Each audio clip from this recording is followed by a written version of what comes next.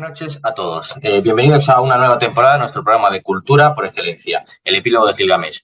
Debo disculparme por mi ausencia durante muchos meses. Ya sé que os prometí hace un tiempo, hace prácticamente un año del último programa, lo emitimos en julio y estamos de nuevo en junio, pero del año siguiente. Debo disculparme por esa ausencia, puesto que mi intención era continuar pues emitiendo programas a lo largo de todo el verano, incluso durante el curso, pero bueno, me absorbieron circunstancias académicas, vitales, etcétera, etcétera, y finalmente pues no pude continuar emitiendo programas en directo del epílogo de Gilgamesh, pero bueno, volvemos renovados con una temporada, renovados porque desde el último programa, pese a que, bueno, esto parezca siempre que está guionizado, en mi caso, en el caso de mi programa, no está, casi nunca está guionizado, o si está guionizado muy poquito, pero bueno, lo bueno de haber pasado tanto tiempo es que desde entonces he leído unos cuantos libros más y tengo un poquito más de solvencia para hablar de muchos más temas. Así que nada, dicho esto y para finalizar la presentación de la nueva temporada, pues nada, vamos a pasar a la presentación del invitado de hoy, que es el primero de nuestra segunda o tercera temporada, según como se quiera ver, porque el año pasado, cierto, hubo como una especie de hiatus, ¿no? Que se suele decir, una serie, un pequeño descanso entre el último programa que fue en marzo y continuamos en julio, o sea que hubo 4 meses de descanso, que no fue poca cosa. Así que hoy está con nosotros Gabriel Gómez Moreno. Gabriel Gómez es compañero mío de la facultad, un personaje que, bueno, no tiene, creo que trampa ni cartón, ¿no? Está aquí con nosotros porque me conoce, ¿no? Porque nos conocemos. Y bueno, no solo porque nos conocemos, sino porque tiene cierto mérito, evidentemente. Gabriel es el autor de este libro, de Golpes de una filosofía trompicone, que está editado por la editorial Círculo Rojo. Y bueno, es un breve ensayo de filosofía que tiene, por así decirlo, 3 partes, bueno, una introducción y 3 partes, en la que se tratan pues diversas temáticas que ahora vamos a entrar a comentar, pero bueno, eso más bien en la segunda mitad del programa, porque este, como supondréis, es un programa dedicado a la filosofía y vamos a tratar algunas cuestiones de filosofía principalmente. No quiero hablar más que el entrevistado, así que, bueno, pues sin más dilación vamos a comenzar. Gabriel, si quieres presentarte tú un poco por tus propias palabras y ya empezamos la ronda de preguntas. Pues a ver, tampoco tengo nada que decir. Bueno, hombre, algo que decir tiene. Has escrito un libro. Verdaderamente lo puede escribir cualquiera. Aunque lo escribí con 16 años, cosa que creo que tiene mérito, porque se suele empezar más tarde y pensaba que estaría peor, pero habiéndolo vuelto a leer hace poquito, vamos, ayer, creo que verdaderamente tiene mérito haberlo escrito. Está mal que lo diga yo también, y que sea con un tono tan poético, tan metafórico y con razonamientos que, aunque haya veces en las que se contradice, porque todo hay que decirlo, hay que reconocer los fallos, también tiene cosas buenas. O sea que son más cosas buenas. Bueno, eres la segunda persona más joven que creo que traigo aquí. Bueno, es la segunda persona más joven, indudablemente, que traigo aquí y que además ha escrito un libro, porque el anterior escritor que tenemos aquí, el escritor joven, David, mi amigo David, que probablemente estará en esta temporada, todavía no lo puedo confirmar, pero probablemente estará también, que bueno, que escribió un libro que publicó con 16 años también. Empezó a escribirlo con 15 y lo publicó con 16, igual que tú, o sea que más o menos, bueno, ya ni segundo ni primero, vamos, prácticamente parejos. Su libro era de física, que lo tratamos durante 2 programas en la anterior temporada, y bueno, tu libro es de filosofía, que sin duda es muy distinto, porque no es lo mismo escribir un ensayo científico puro a un ensayo, pues más bien de aspecto literario, que es una cosa que vamos a entrar a comentar ahora dentro de un ratito. La primera pregunta que te quiero hacer, y ya pasamos a la parte de las preguntas, es una pregunta que tienes que entenderla de 2 maneras, o bueno, yo te la voy a formular de una forma, pero te la voy a formular de una forma y de otra, ¿no? La primera pregunta es una pregunta bastante general, la han intentado responder muchas personas, muchos personajes ¿no? A lo largo de la historia del pensamiento. Gabriel, ¿qué es la filosofía para ti? ¿O qué es la filosofía en un sentido abstracto? Pues, habla todo, di todo lo que quieras, ¿no? que tenemos tiempo. Pues a ver, verdaderamente creo que es algo a lo que no te podría responder todavía. Y de hecho, tengo un proyectito entre manos para este verano, ya te comenté algo, que era precisamente escribir un libro para abordar toda esa pregunta de qué es filosofía y explicarle un poco al lector que no quiere profundizar demasiado, pero que quiere interesarse, qué es eso a lo que llamamos filosofía, eso tan maltratado, tan echado a un lado, ¿no? Y creo aquí que rescatar a Hegel aunque no lo hace en estos términos, ¿no? Sería bueno destacar su diagnóstico sobre el fin del arte, ¿no? Porque creo que la filosofía está en la misma posición que el arte. Ahora mismo menos con la serie de Merlí, que anda que no nos han dicho, pero sí es verdad que desde Grecia luego ha seguido teniendo popularidad, ¿no? Pero creo que otras disciplinas lo han ido desplazando como a los lados de a la periferia, a la frontera de la vida cotidiana y mucha gente, la mayoría, y me incluyo, no sabemos lo que es, aunque lo estemos estudiando, porque es que es tan grande que es imposible definirla del todo. Sí, es como tú dices en tu libro, nuevamente, hablas de lo inefable. ¿Crees que la filosofía es algo inefable? De momento sí, hasta que no consiga describirla de una manera más específica, pues Sí, porque realmente es un eterno interrogante, ¿no? Dicen que la filosofía se carga de eternos interrogantes, pero yo creo que la filosofía en sí misma es un eterno interrogante para sí misma, por así decirlo, ¿no? Porque ni ella misma puede definir lo que es, bueno, o al menos aquellos que la construyen no pueden definir exactamente, porque, bueno, la exactitud en filosofía es algo complejo, que es lo que, bueno, que es. Y ahora, la segunda formulación de la pregunta que debería hacer, te he preguntado qué es filosofía y ahora te pregunto por qué filosofía. eh, me pillas fatal para responderte a eso. Bueno, Sé lo hay que tiempo de es, pero sobra. ¿cómo te voy a responder el por qué?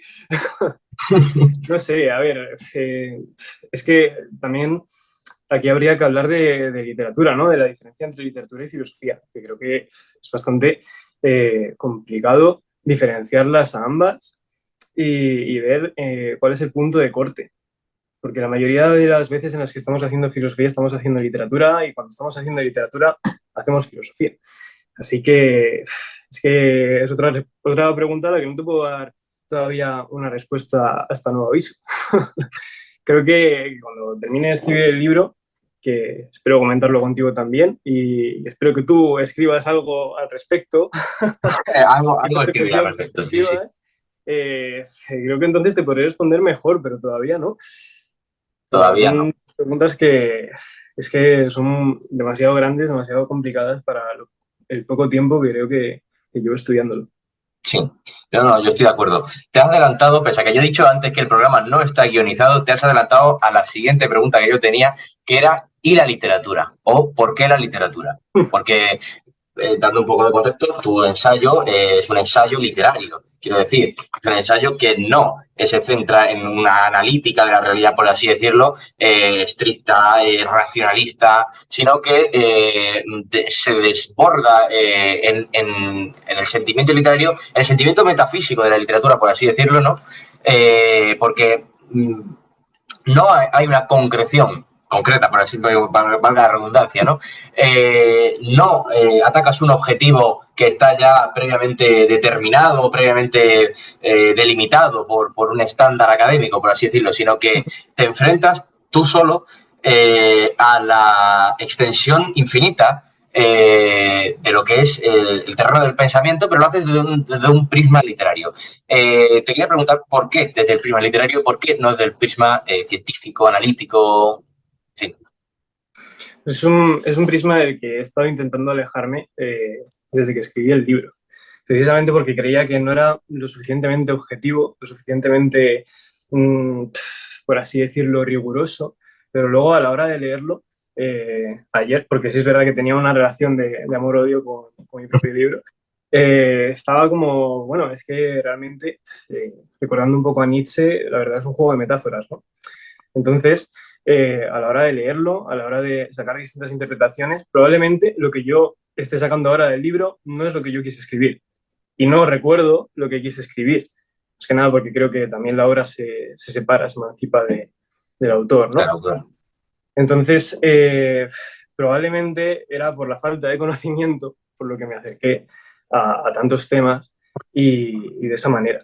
Ahora en este momento, lo habría escrito de otra manera. O yo escribiré de otra manera, que me parece pues más acertada también en cuanto a la situación en la que estoy ahora. Porque es que entonces estaba en bachillerato y yo escribí este libro cuando estábamos en la pandemia. Empecé a Claro. escribirlo cuando estaba en casa Y claro, es que ahí se llama golpes de una filosofía trompicones porque te encuentras con un montón de cosas, de fuentes, de información y no tienes ni idea de qué está bien, de qué está mal, de si te estás equivocando en lo que dices o no.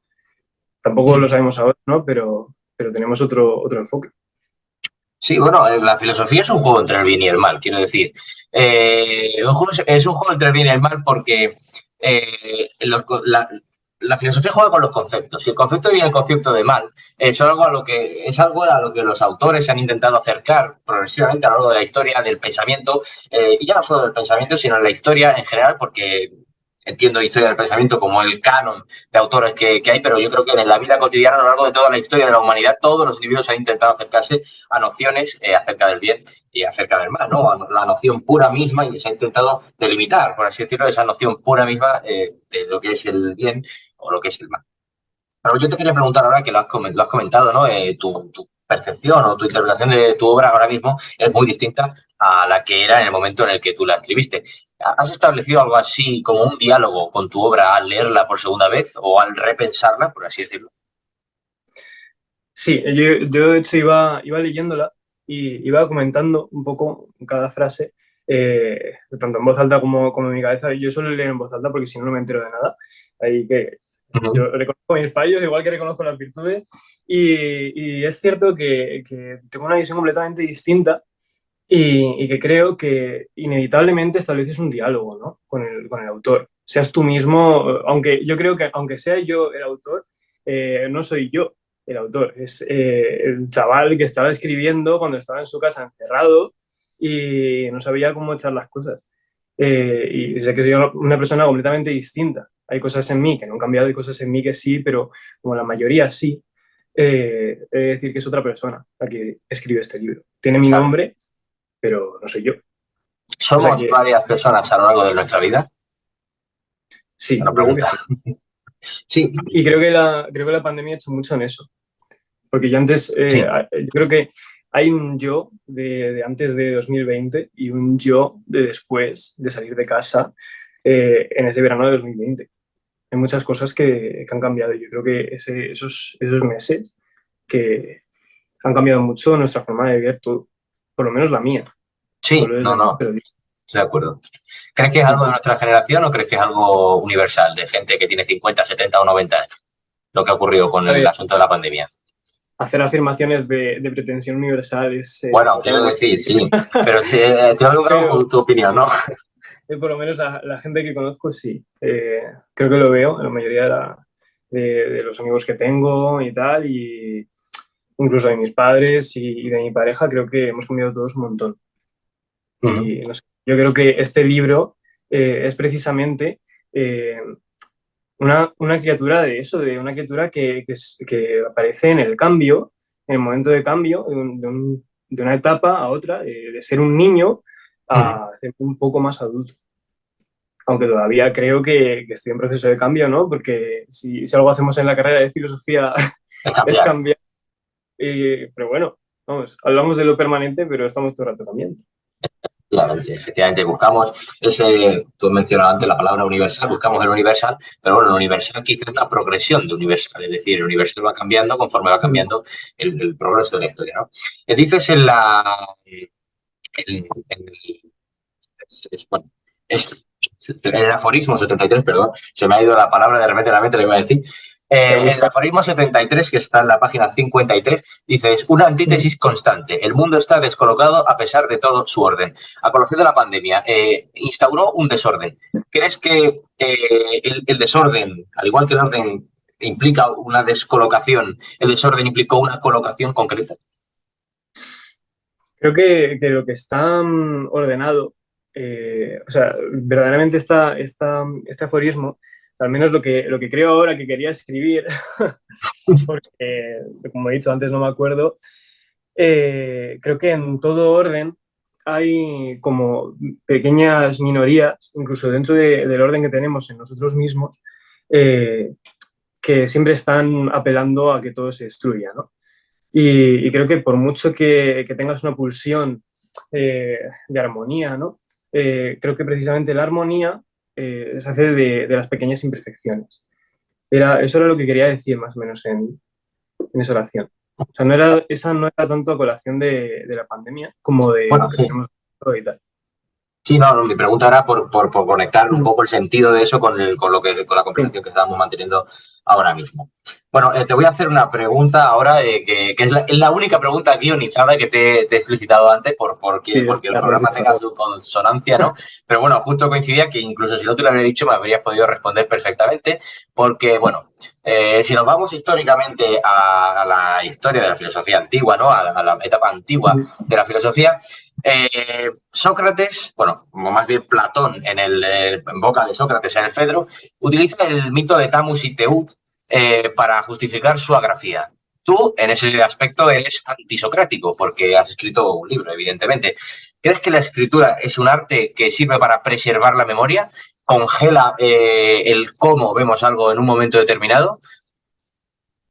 no, rotundamente no. Creo aquí, en cierto modo, comparto lo que dice Sócrates. Hay un discurso más legítimo que otro. Creo que Mm, el discurso más legítimo, el buen discurso, es el que escribe uno para acordarse después de lo que pensaba en un momento dado, de lo que creía que sabía, porque no creo que sepamos nada verdaderamente. Y creo que este libro es pues un fármaco del recuerdo, no de la memoria. O sea, es lo que yo creía que sabía, ahora mismo sé que no lo sabía. lo sabías. Efectivamente, Entonces, entonces. eh, creo que la escritura tiene sus cosas buenas, pero que también, como dice en el Fedro, como dice en este mito, hace que creas que sabes más de lo que sabes. O sea que no hay que creer que es la persona más sabia por haber leído muchos libros, Uh-huh. y menos tampoco por haber escrito un libro. O sea, porque, Eso, como te he dicho al principio, un libro lo puede escribir cualquiera. Que sea mejor o peor es otra cosa, pero lo puede escribir cualquiera. efectivamente, eso le vendría bien, esa lección de humildad, a algunos que pontifican de esa atalaya, ¿no? De escritor famoso, ¿no? Muchas veces estaría bien que escucharan estas palabras y que, bueno, que al menos se replantearan que su visión sobre un asunto, por haber leído, por haber escrito mucho, no es universal y no es intocable. Evidentemente puede estar más fundamentada que la de otro, evidentemente, porque yo creo que hay una jerarquía de opiniones en muchos aspectos, pues, por el mismo motivo que por Sí. el que no dejarías a un cirujano, yo que sé, a un carnicero operar a una persona, eso lo tendría que hacer un cirujano, igual, y un cirujano no podría cortar un cerdo, ¿no? Por así decirlo, para trocear la carne. Pues eso, cada opinión está destinada a una función determinada y yo creo que hay una jerarquía en función de qué aspecto se toque de opiniones, pero bueno. Sí, no, estoy de acuerdo contigo. Es que me gustó en su momento cuando leí el fragmento del Fedro y bueno, creo que venía muy al dedillo con tu libro y con la escritura y Sí. la memoria bueno, Me da quería hacerte esa pregunta. curiosidad lo que me ibas a preguntar en cuanto al mito, porque no lo encontraba yo mismo no encontraba la relación con lo que tenía escrito, pero ahora que me dices, sí. Sí, bueno, no era Sí. sobre un aspecto de lo escrito en concreto, sino simplemente sobre el hecho mismo de la escritura que refleja tu libro, ¿no? Porque un libro siempre es un reflejo de la escritura. Entonces, pues quería preguntarte en ese sentido un poco por el significado de la escritura y también por extensión por el significado del libro, ¿no? Pero bueno, sí, lo has contestado. Bueno, hemos hablado ya sobre otra pregunta que tenía, o sea que ya esa la voy a dar por contestada. Mira, lo único que tengo que organizar son algunas preguntas de aquí. Y ahora te voy a preguntar, este libro se divide en tres partes, en las que las primeras dos partes son así una especie de reflexión sobre, una reflexión, por así decirlo, podríamos decir sentimental, ¿no? Sobre los sentimientos del individuo concreto y bueno, el individuo concreto por extensión también es la humanidad, porque la humanidad sí que comparte muchos lugares que son comunes, ¿no? O muchas experiencias comunes. Y tiene una última parte que es una especie de, bueno, una especie, no, una crítica social directa, ¿no? O más bien la cuarta parte, porque el libro es la cuarta parte, se cuenta la introducción, ¿no? En la encuadernación. Y yo te quería preguntar, para escribir estas páginas, ¿no? Este libro, y inspirarte en estos temas, ¿consideras que ha habido una luz que ha guiado tu camino? Es decir, ¿consideras que ha habido un maestro o una maestra, ya no en el sentido estrictamente filosófico, que también de la historia de la filosofía, de algún filósofo concreto, sino en tu vida? ¿Hay algo o alguien que te ha hecho, no sé, inspirarte para escribir estos capítulos, este libro en general? Creo que inevitablemente lo hay, ¿no? Aunque sea imposible poner el nombre, inevitablemente, cada vez que escribes algo, no lo escribes tú solo. Siempre como que llevas a cuestas todas las influencias de todas las personas que te han acompañado, ya no solo de autores y de filósofos a los que hayas leído, porque es que yo había leído un poquito de dos o tres y es que y ahora mismo probablemente no piense como ellos. Eh, pero es que no puedo poner nombres. Igual que en la dedicatoria es a los de hoy, mañana y siempre, a la hora de la inspiración y de lo que me ha hecho escribirlo, digo lo mismo. O sea, no hay una persona. Para el primer capítulo sí, pero para los demás no. Hay que recomendar al lector que intente deducir ¿no? Para quién va dirigido el primer capítulo, así que yo os recomiendo que yo disfruté mucho con su lectura. Leí el libro hace 2 meses, hoy me he estado repasando los aforismos, porque bueno, creo que era que ahí se concentran las ideas principales, ¿no? Por así decirlo, las pinceladas intelectuales, ¿no? De este libro. Pero bueno, yo lo recomiendo mucho, además que es un libro muy ameno y que será un ratito, que no es un tostón ni nada de eso, o sea que yo lo recomiendo. Y al siguiente creo que sí que va a ser de mayor volumen, ¿no? Sí. Yo invitaría también a quien lo lea a ver, a que piense a quién se lo dedicaría. No tanto se lo dediqué yo, a tratar de deducirlo, ¿no? Pero a ver a quién se lo dedicarían ellos. Porque siempre hay alguien a quien te recuerda lo que está escrito, Sí, sea lo que sea, efectivamente. y sea Efectivamente. libre. Sí, bueno, eso es lo que hemos dicho antes, ¿no? Que toda la humanidad tiene una serie de experiencias comunes, que incluso si uno es de Nepal, de un pueblo perdido remoto por una cumbre del Himalaya que está en Nepal, o un americano, o alguien de España, creo que todos tenemos experiencias comunes y la lectura de un libro siempre inevitablemente nos va a evocar un sentimiento, nos va a recordar a una persona, a una situación, una experiencia que hemos atravesado a lo largo de nuestra vida. O sea que sí, es cierto, tienes razón. Creo que el libro, además de pensar en lo que tú podrías estar pensando o en lo que, bueno, podrías haberte inspirado para escribirlo, creo que sí, debe ser motivo de reflexión acerca de nuestro entorno particular. Bueno, vamos a ver qué más preguntas tengo preparaditas por aquí. Bueno, la tercera pregunta no, porque ya hemos hecho un montón. Aquí figura como la tercera, pero evidentemente en una conversación es inevitable que se vayan elaborando preguntas y vayan naciendo ideas, porque bueno, es imposible tenerlo todo preparado, ¿no? La filosofía es algo que se hace sobre la marcha y el diálogo filosófico, la mayéutica, ¿no? Por así decirlo, bueno, aunque no creo que estemos aquí haciendo un ejercicio mayéutico, es algo que surge en el diálogo y que es imposible traer de antes. Pero bueno, el ensayo tiene 3 partes bien diferenciadas, eso ya lo hemos comentado. Te quería preguntar si constituyen un núcleo común o entre ellas no hay una relación estrictamente estrecha, un vínculo universal, por así decirlo. Es decir, ¿comparten una necesidad, una esencia común o nacen de diferentes reflexiones o diferentes situaciones? Claro, cada partida es completamente distinta de la otra. O sea, son, pues, por así decirlo, 3 ensayos más grandes, entre comillas, porque el libro es muy cortito, pero hechos de ensayos pequeños, donde hay una relación entre los ensayos pequeños que componen cada capítulo. Ahí sí. Pero claro, por eso está en el mismo capítulo. Claro. Pero entre la parte que es sobre el cuidado, el cariño, el amor y tal, y la parte que es más sobre crítica social y la parte que es más introspectiva, no hay relación alguna. No hay relación, no nacen de un núcleo común, ¿no? Lo que yo quería preguntar la cuestión. Bueno, pues ahí tenéis la respuesta. Bueno, y ahora te quería preguntar, a modo de pregunta final, pero mis preguntas finales siempre se dilatan durante un buen rato, porque en más de un programa, por ejemplo, llevamos 33 minutos aquí de llamada, pero bueno, el programa llevará unos 25, 26. Siempre me ocurre que a la media hora ya se van terminando las preguntas, pero de repente aparece algo milagroso, que es un diálogo a partir de una pregunta final que abre un universo de posibilidad tremendo. Así que yo te quería hacer una pregunta que es la pregunta final, pero que de ninguna manera va a ser la pregunta final de todo el programa, sino que simplemente la pregunta final de las que están aquí programadas, ¿no? ¿Ves un futuro para la filosofía, la literatura y el saber en el mundo de hoy que tanto criticas en el tercer capítulo? Sí, y precisamente creo que la filosofía, bajo mi punto de vista, va a tender a cerrarse. Quiere decirse, la primera pregunta que me has hecho es qué es filosofía y por qué es filosofía, ¿no? Y creo que precisamente vamos a tender a una metafilosofía. Hay temas que ahora mismo están a la orden del día, ¿no? La inteligencia artificial y tal, y son cosas que a mí por lo menos me encantaría tratar, ¿no? En futuros libros, pero también creo que en cuanto a mi proyecto personal y también a lo que voy a atender yo es hacer eso, metafilosofía. ¿Qué es filosofía? ¿Por qué es filosofía? Tratar de definirlo. Porque al final te pregunta alguien por la calle, a mí me preguntó hace poco mi abuelo qué es filosofía y me quedé ya así como, ¿cómo te lo explico? Sí, a mí también me han hecho esa pregunta y es una pregunta muy difícil de contestar. Te quedas así como diciendo, vale, lo estoy estudiando y tal, pero es que no te puedo responder. O sea que creo que va a haber una tendencia a hacer, igual que hay una tendencia en el arte, hacer arte por el arte, un esteticismo, ¿no?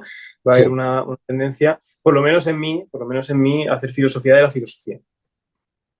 filosofía Y de la también filosofía. aquí hay algo un poco paradójico, ¿no? Porque si haces filosofía de la filosofía, eh, no tienes definido el objeto ni la función. Entonces, ¿qué estás haciendo? Sí, Bueno, es un poco así. defines el A la objeto hora de, mientras lo intentas definir, ¿no? Como que claro, a la hora intentas, de intentar definirla, claro, estás haciéndola. mm, Y es un poco paradójico, porque cómo defines lo que estás haciendo al mismo tiempo que lo estás haciendo. Porque cuando lo haces, cuando lo estás haciendo más grande, entonces es más complicado definirlo y no puedes hacer un libro que reúna todo el conocimiento claro. desde el inicio de los tiempos hasta el final. Bueno, No se te... intentó, se intentó con la enciclopedia y de los Ángel, pero bueno, ya han pasado tres Sí, siglos y no lo hemos conseguido volver a mí, ni tenemos que intentarlo, porque desde entonces, pero bueno, sí, sí. Una filosofía de la filosofía. ¿Qué le contestabas a tu abuelo cuando te preguntaba qué era la filosofía? pues intenté responderle francamente con la respuesta que me dieron en bachiller, con la historia del pensamiento racional y el arte de pensar, típicas frasecitas que vas encontrando por ahí y dices, Sí, bueno, pues mejor es esto. claro. Pero verdaderamente es que entre una y otra son tan distintas todas las relaciones que ponemos para definir el concepto que al final terminas por buscarlo en la RAE. Bueno, es la solución fácil, buscarlo en la RAE, siempre. Yo creo que siempre al establecer un diálogo con alguien, creo que lo primero que hay que hacer, la primera labor que hay que realizar, es definir los términos que se van a utilizar en el diálogo. Nunca irse a la RAE, porque la RAE, con todo mi respeto a los académicos de la RAE, que sin duda hacen una gran labor de divulgación en la mayoría de las ocasiones, lo que no podemos hacer es cerrarnos a partir de significados y significantes ya dados. Tenemos que construir un mundo, ¿no? Constantemente cada vez que hacemos filosofía, y construir un mundo implica construir un lenguaje. Bueno, o construir un lenguaje implica construir el mundo. En ese sentido, Efectivamente. ¿no?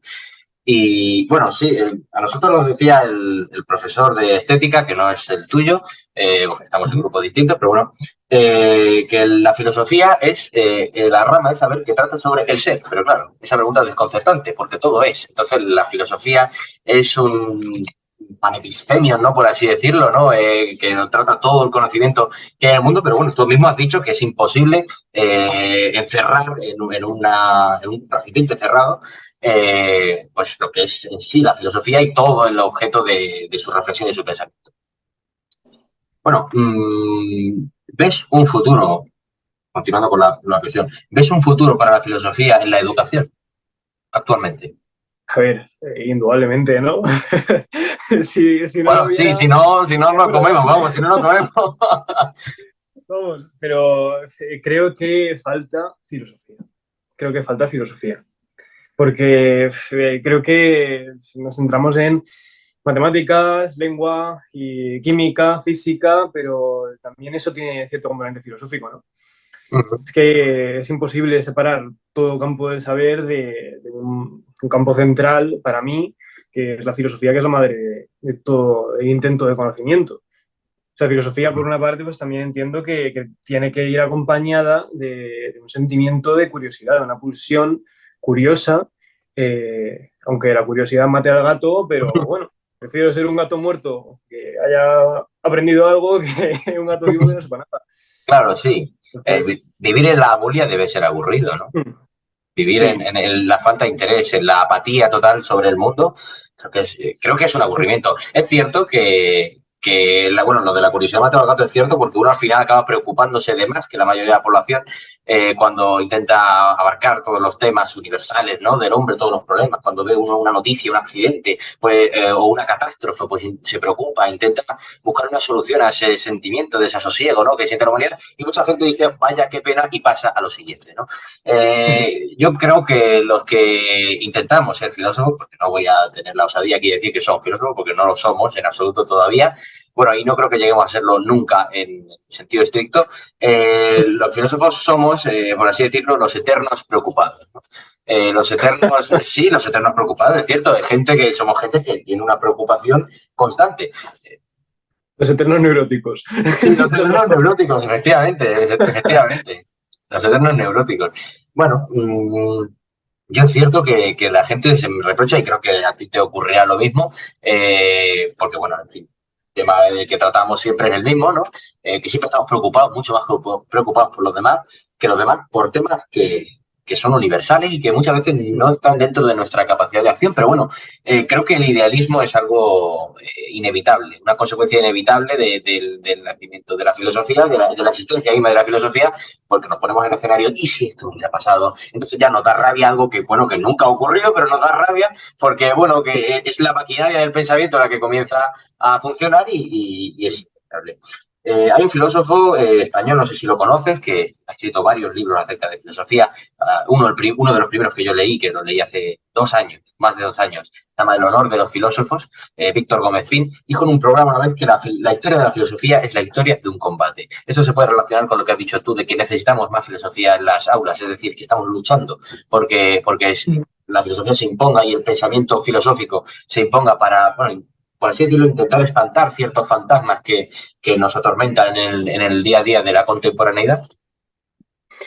A ver, no le conocía, efectivamente, no tenía quién era, pero a lo que me refiero con que es necesaria más filosofía en las aulas es en que todavía tú llegas a una clase de filosofía y encuentras al típico alumno, y no se lo reprocho porque no es culpa suya, sino culpa de la educación que tenemos, que te dice, ¿para qué sirve esto? ¿No? Yo creo que hace falta más filosofía, pero obviamente no le vas a explicar el imperativo categórico a un chaval de 7 años, pero creo que sí es necesario decirles cuando están en ética, cuando están en primero de la ESO, oye, ética es una rama de la filosofía. Y lo que estáis haciendo aquí no es solo querer ser mejores ciudadanos, sino querer pensar un poquito y querer preocuparos un poquito más. Porque precisamente eso, es que somos los eternos preocupados, pero es que aquí parece que nadie se preocupa. Que nadie se preocupa, efectivamente. A mí me llamaban loco en la época del COVID muchas personas porque me preocupaba, ¿no? Sí. Por la situación, me preocupaba. 600 muertes, la gente ya lo asimilaba. Digo yo, no, es que no puedo. El problema de esto no es las 600 muertes, aunque sí, evidentemente, sino que estamos asimilando que sea lo normal. Entonces, eso. Cuando has dicho lo de para qué sirve la filosofía, bueno, para qué sirve esto, ¿no? Aristóteles contestó de manera muy ingeniosa a esta cuestión y dijo, la filosofía no sirve para nada porque la filosofía no es servil, no sirve a nadie. La filosofía no tiene... Hay un ser, aunque la filosofía rinde cuenta, bueno, sin duda el ser en su máxima extensión, pero bueno, hay un objeto, una persona concreta una entidad concreta a la que la filosofía sirva. ¿Crees que existe tal cosa? Creo que la filosofía es más grande que tú, que yo, que todos los que vengamos después y todos los que vienen antes. Así que creo que no sirve a nadie, pero que sí creo que tiene una utilidad. Y es el preocuparnos, pero no preocuparnos en el sentido malo que se cree que se cree todo el mundo que tiene la preocupación, sino preocuparnos de lo que nos tenemos que preocupar porque no se preocupa nadie, ¿no? Y también creo que no se nos hace caso nunca a los filósofos, porque es como somos los que estamos ahí mirando al cielo, mirando al suelo, según nos dé. Como tales, ¿no? Mira que se cae. A eso me refería precisamente, que es que estamos mirando las nubes o mirando todos los lados y al final, pues como la gente no se mete a leer un libro de filosofía, pues al final no le importa a nadie lo que estemos diciendo. Es cierto. Pero también creo que es culpa nuestra. en cierto sentido, ¿no? Culpa de los que estudiamos filosofía, no ya de llamarnos filósofos, ¿no? Como has dicho antes, porque es bastante pretencioso decir Sí. que somos filósofos, Ni Emilio ¿no? Lledó Pero se llama filósofo. creo que faltan libros de introducción. Sí. Creo que faltan muchísimos libros de introducción, porque por eso el título, que lo decía antes, es que cuando quieres interesarte un poco por lo que es la filosofía, te encuentras pues, un montón de cosas y no sabes por dónde empezar, ¿no? Entonces creo que deberíamos, y esto lo lanzo como propuesta a la gente que estudia filosofía, ya no solo tú y yo, sino todo el mundo, ¿no? Que quiera empezar la carrera, que la haya empezado ya, que tenemos que escribir libros de introducción, pero libros de introducción no que me cuenten las mismas cuatro cosas de Sócrates, Platón, Aristóteles, sino libros de introducción a lo que es filosofía. Que obviamente Sócrates, Platón y Aristóteles son filosofía, ¿no? Pero hay que salir un poco de ahí, de los tres padres fundadores. Efectivamente. Bueno, comentabas antes de hacer este pequeño paroncito, porque bueno, el Zoom es caprichoso, hablaba de los padres fundadores de la filosofía. ¿Crees que nos hemos centrado excesivamente en una doxografía, es decir, en una descripción de los sistemas de los filósofos como personalización de la filosofía, en lugar de la filosofía como una herramienta extensa que no concretamente se ciñe a unas personalidades determinadas? Sí, creo que encuentras manuales y manuales y manuales de Platón y más de Aristóteles y otros de Sócrates y cada uno, a ver, hay cosas en las que coinciden, ¿no? Pero también hay cosas en las que no. Y al final también ahí está pues, lo rico de aprender de ellos. Y creo que se les tiene que estudiar, pero también creo que es necesario precisamente pues una metafilosofía. Definir lo que es, tratar de definir lo que es, tratar de decir en qué se enfoca, aunque se enfocan muchas cosas, y no tanto atender a los cuatro o cinco, que, a ver, son muchos más, ¿no? Pero los cuatro o cinco que conoce todo el mundo, porque tú vas a alguien y dices, dime el nombre de algún filósofo, y te dicen Sócrates, Platón, Aristóteles, Nietzsche y poco Cartes, más, ¿no? Sí.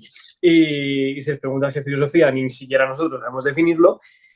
Y también creo que al hablar solo de los cuatro de siempre, de los cuatro que están en el temario de bachillerato, te olvidas de autores que no conoce nadie, autores que están diciendo cosas muy interesantes y que no los lees porque no están de moda o porque no son los principales. Entiendo que son muy importantes, entiendo que han hecho su labor por la historia del pensamiento, ¿no? Pero también creo que hay pues, pensamiento más allá del canon, ¿no? Aquí está. Vamos a ver, yo sé que Claro. probablemente este libro no pase a la historia. Bueno, quién sabe, yo qué sé. Pero espero que esto se quede grabado y que si alguien le da por leerse esto, lea más cosas, aparte de Claro, esto. claro.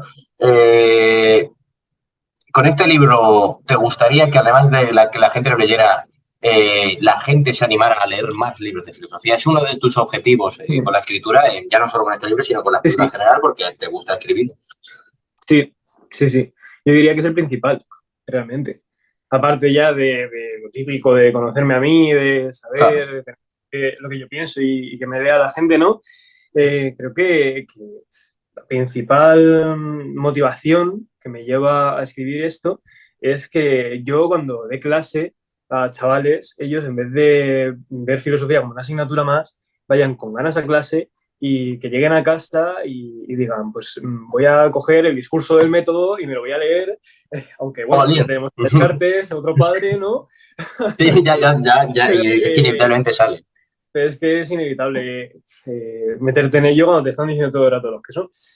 Claro. Pero eso, mi intención es que los alumnos que tenga pues, quieran leer más allá y que no voy a ir de profe guay, ¿no? Pero que tengan contacto conmigo después de dar clase y que me digan, oye, pues es que me he querido leer esto y demás.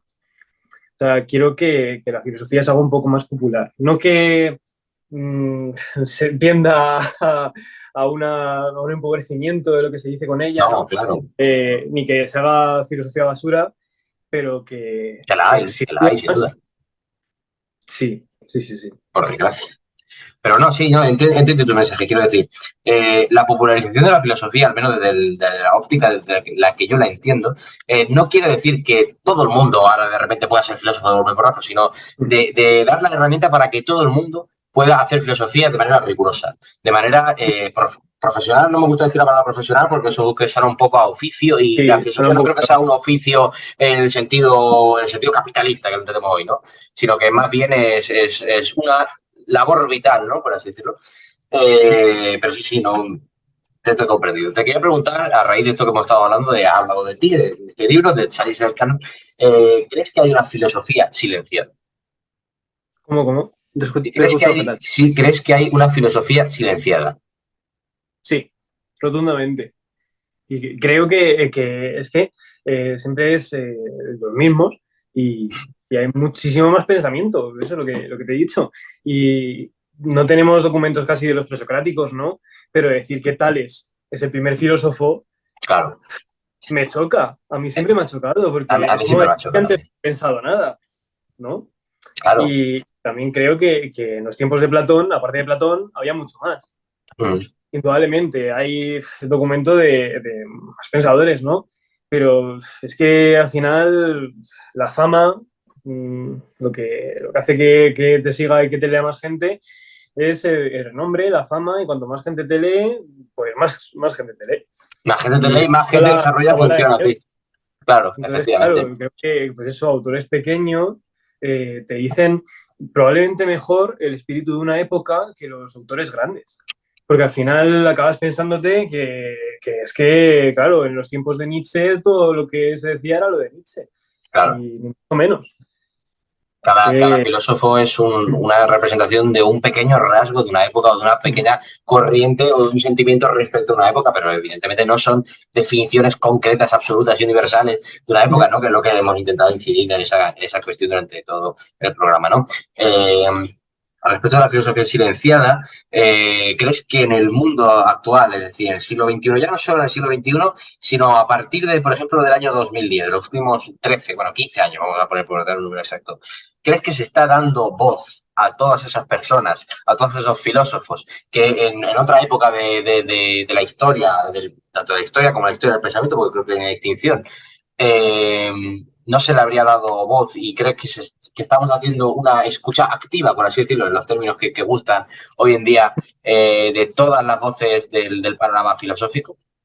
se está intentando, pero que falta demasiado, falta muchísimo.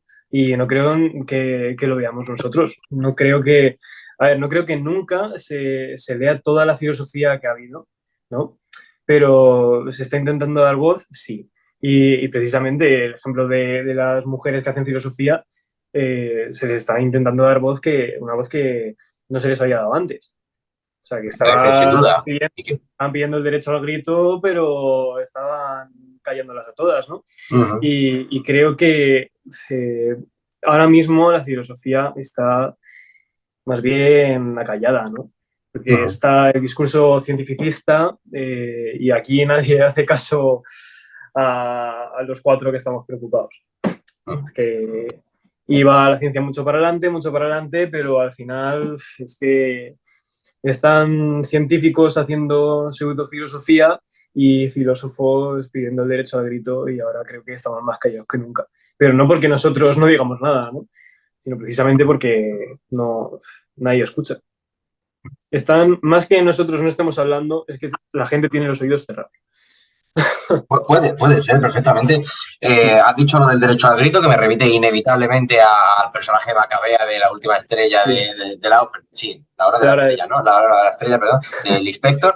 ¿Crees que hay filósofos ahora mismo en el panorama mundial? ¿O ha habido recientemente, quiero decir, en los últimos 100 años, ¿no? Por así decirlo, que sigan vivos o que no, que han querido acabar con ese derecho al grito de la filosofía silenciada? No te puedo responder. Sé que por lo menos yo lo intento, ¿no?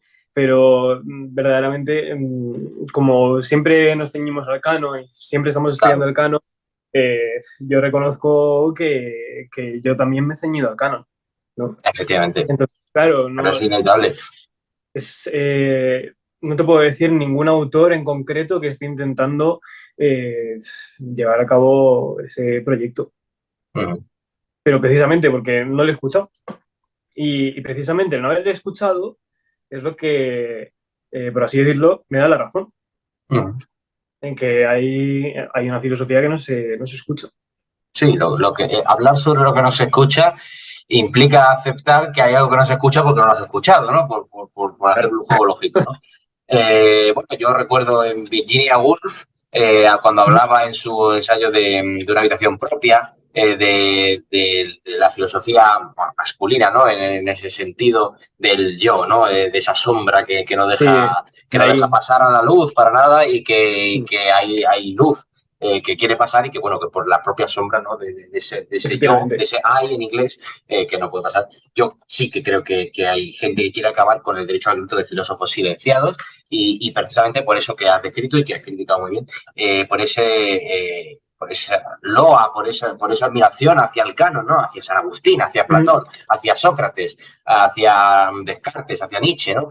Parece como que no se deja pues correr el agua limpia, por así decirlo. No el agua limpia, sino el agua nueva, ¿no? Que no es un agua que está ahí estancada, ¿no? Porque nos centramos en el agua establecida ahí en un barreño que lleva mucho tiempo ahí, que bueno, que mira, que tiene su prodigio es haber aguantado durante toda la historia, pero no nos fijamos en el río que corre, ¿no? Como diría Heráclito, ¿no?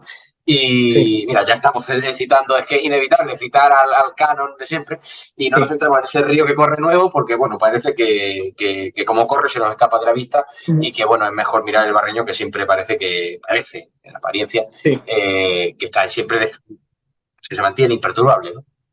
Sí, pero digo eso tanto en filosofía como en literatura, ¿no? Sí, no, es cierto, porque filosofía y literatura están unidas, ¿no? Sí, claro. Y no creo que haya que separarlas tanto. No. Estoy de acuerdo contigo. En filosofía en bachillerato se estudia como un listado de filósofos principales, ¿no? Pero no se les relaciona con lo literario. Bueno, Platón era un escritor, ¿no? Sí, que al final se tiende a pensar que la filosofía es como algo completamente separado de todo y que estamos cada uno por nuestro lado.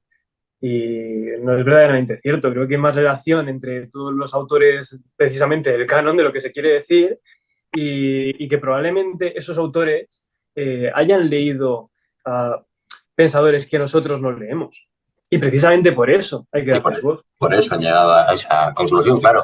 Por ejemplo, Tales mismamente, bueno, Tales ya decimos, vamos a considerar como una tradición canónica de que ser el primer filósofo de la historia, pero Tales parece que le vino todo aquello de una explosión de ingenio. Y no, bueno, si tú te vas a un manual riguroso y un manual que no se queda en el tópico, sino que intenta ahondar en la fuente, bueno, Tales tiene influencia de los caldeos, de los egipcios, no solo ya en filosofía, sino en el aspecto también científico que desarrolló, sin duda, por el teorema de Tales, en la matemática, en la ciencia, tenía toda esa influencia de pensadores que no solemos concretar, sino que estudiamos con una generalidad, los caldeos, los egipcios, y mismamente yo los estoy generalizando sin ir a nadie concreto, cuando seguramente no todos los caldeos y todos los egipcios utilizaban esos métodos matemáticos, métodos astronómicos, los babilonios tampoco, en fin. Pero sí, no, es eso. Pues bueno, creo que hemos hecho una buena panorámica tanto de tu libro como de tu labor como filósofo de ciernes, ¿no? Aunque ese codicio yo creo que dura toda la vida. Y bueno, hemos hecho una pequeña reflexión sobre la propia filosofía. Fíjate tú que hemos reflexionado sobre algo que no sabemos lo que es, como he dicho al principio del programa, pero bueno, lo intuimos, ¿no? Lo intuimos. Pues bueno, sí, se intuye, ¿no? Decidimos ya... Ya dice algo, ¿no? Bueno, se intuye, vamos a decir que creemos que intuimos, ¿no? Así ya por despejar toda egolatría, ¿no? Intelectual, por así decirlo. Pues nada, ha sido un programa muy entretenido, hemos estado prácticamente cerquita de una hora, así que nada, muchas gracias, Gabriel, por estar aquí en el programa. Espero que a raíz de este programa, pues tu libro pueda conseguir expandirse, ¿no? Por el mundo de los lectores y de la filosofía y de la literatura también.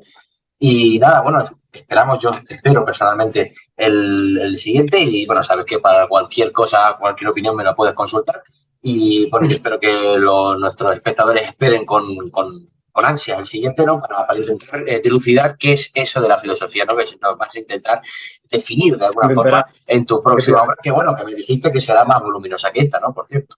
Sí, sí. A ver, yo quiero escribir en torno a 300 paginitas, más o menos, y quiero hacer un comentario de alguna obra literaria, introducirlo ahí, para que sea precisamente que no están tan separadas, ¿no? Claro, y esto a raíz del curso que hemos tenido de literatura, ¿no? Porque yo antes era de esos que pensaban que estaban completamente separadas, pero me han abierto un poco los ojos y me han dicho, oye, que no, que no te creas tanto eso, que las cosas no son como parecen.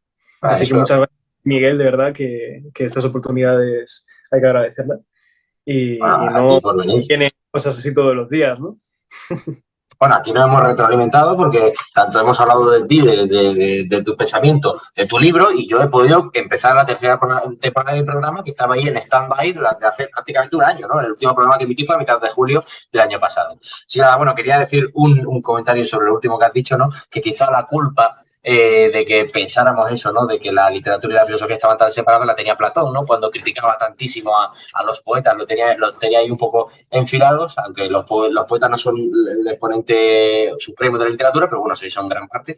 Y bueno, creo que sí que fíjate tú, el canon mismo que hemos criticado es el que ha votado sobre nosotros, ¿no? Y nos ha hecho tener ciertos prejuicios, ¿no? Acerca de la filosofía y de la literatura. Hay tantas cosas de Platón y de Aristóteles que decimos sin darnos cuenta que es imposible salir. Es imposible salir de ellos, ¿no? Es imposible salir. Como el círculo hermenéutico, no se sale. Sí, no se sale. Bueno, pues muchas gracias y nada, espero que a vos todos los que nos estáis viendo hoy en falso directo, lo tengo que reconocer, en los próximos días será en directo de verdad y podréis hacer preguntas y podremos comentar alguna pregunta del público. Gracias a todos los que nos estáis viendo, gracias por el apoyo al programa, porque si no hubiera tenido ningún apoyo yo no estaría haciendo esta tercera temporada, no habríamos podido presentar este libro y, en fin, no habríamos podido dar este pequeñito espacio de divulgación del conocimiento en general, porque, bueno, aquí tratamos filosofía, pero también ha habido programas con científicos, con escritores que son estrictamente de literatura, que aunque, bueno, estamos cayendo de nuevo en lo que estamos criticando, pero bueno, muchas gracias a todos, ya no me dilato más y nada, nos vemos en el próximo programa de la semana que viene. Adiós.